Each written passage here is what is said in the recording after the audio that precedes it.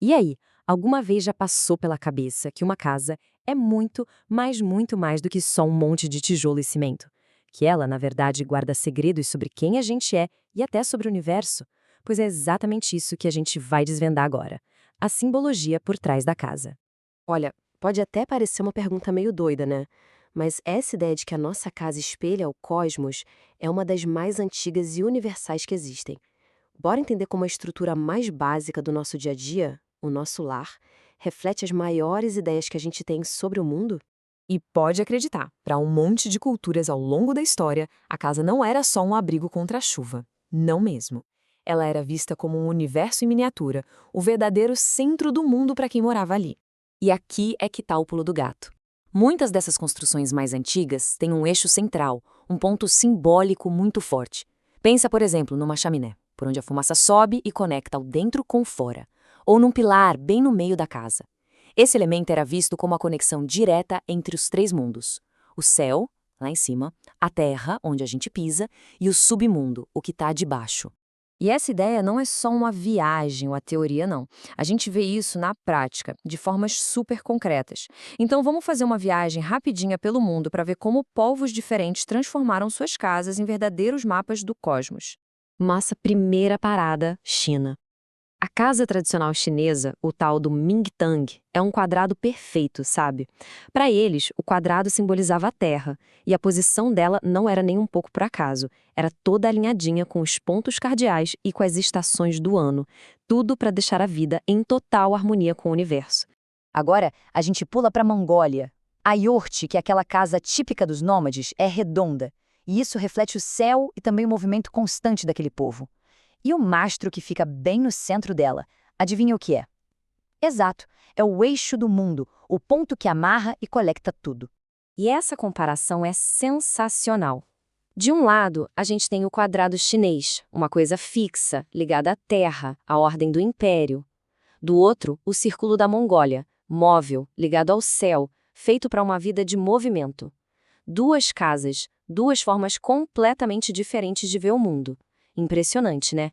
E ó, não para por aí. Se a gente for lá para a Irlanda antiga, os palácios dos reis eram circulares e tinham tetos em formato de cúpula, de domo. A intenção era essa mesmo, criar um espelho do céu aqui na Terra. Beleza, então a casa reflete o universo lá fora. Mas essa conexão, vai ainda mais fundo. A casa também é um mapa do nosso universo interior. Agora a gente vai sair um pouco da arquitetura para entrar na psicologia do lar.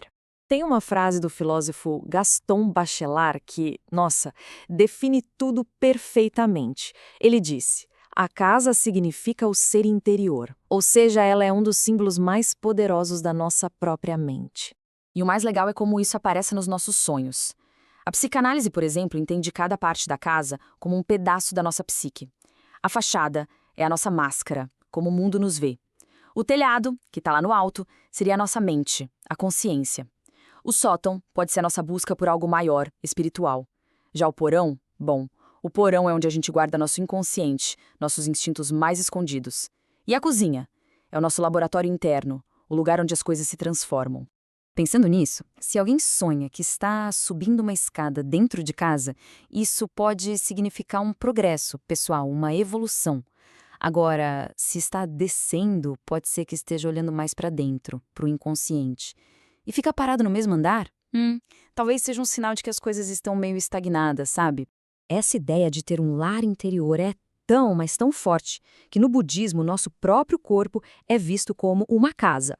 Isso mesmo, uma morada temporária, tipo um albergue para a alma, com 6 janelas, que são os nossos sentidos, por onde a gente espia o mundo.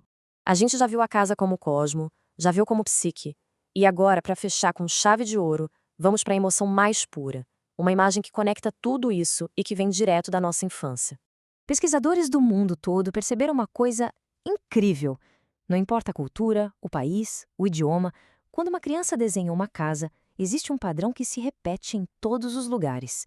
É uma coisa super simples, mas genial.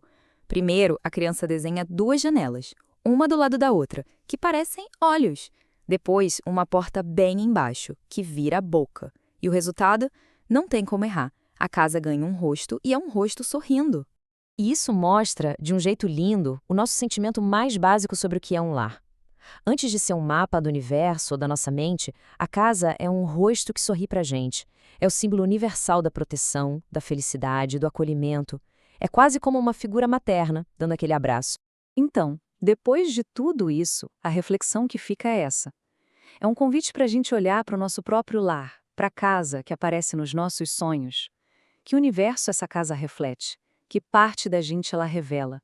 No fim das contas, que história a nossa casa está contando?